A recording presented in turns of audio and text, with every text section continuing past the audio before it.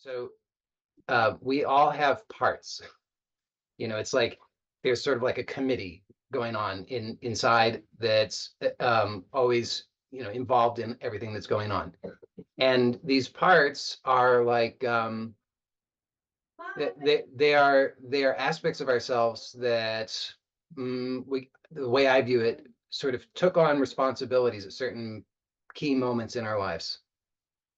And so in a sense, I view that a lot of the times these parts are kind of in some ways indistinguishable from the belief itself, because it's like that part became a part because it was tasked with that belief. So it might, now the thing is, a lot of these beliefs that we're working with, they are limiting beliefs. They are not the kinds of beliefs that we actually want to have. But the important thing to understand here, at least from my view, is that all parts have positive intention.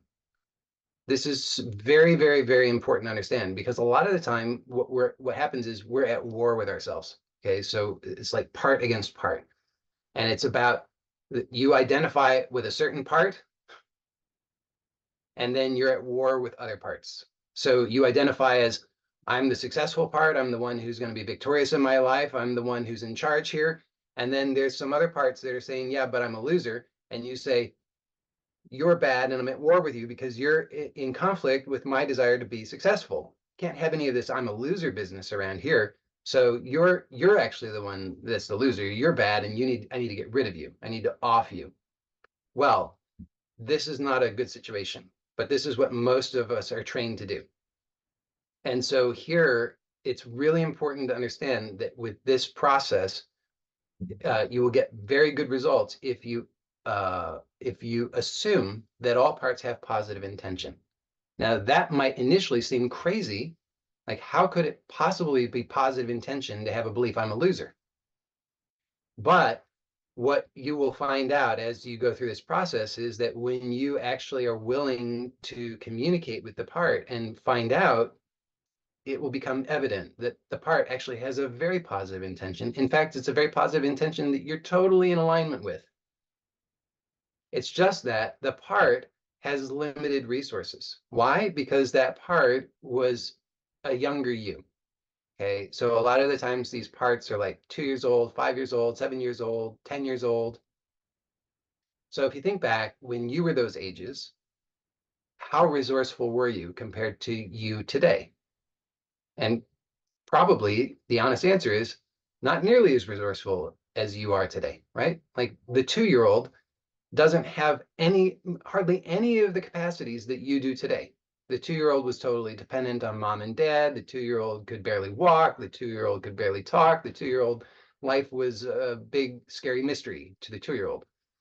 So when that part is tasked with this really important task of keeping you safe, usually, but it has very few resources, then what's the likelihood that it's going to be able to do a great job? And the answer of that is not very likely, right? So, like, do you want a 2-year-old being your bodyguard? Probably not, because the 2-year-old's not going to be very successful at that. But fundamentally, that's what's going on here, is that these non-resourceful parts of us are tasked with keeping us safe. So they have positive intention, but they don't have the resources to be able to pull it off, at least not skillfully. So it's important to have compassion and see these parts in that compassionate light instead of being at war with them, to understand they have positive intention, but that positive intention is sort of distorted through the lens of having limited resources, which is why you don't get great results with that, okay? But by releasing that limiting belief, you will then be able to get better results, because you're then alleviating that non-resourceful part from that task that it should never have really been tasked with.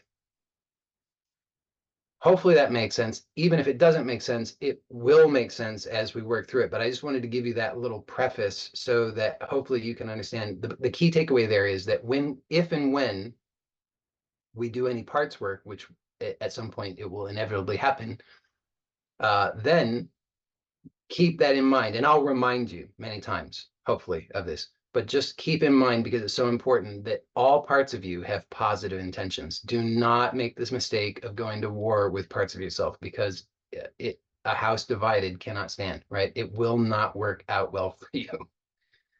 So that one single thing, if that was the only takeaway, I honestly, of this whole thing, that would be life-changing for most people.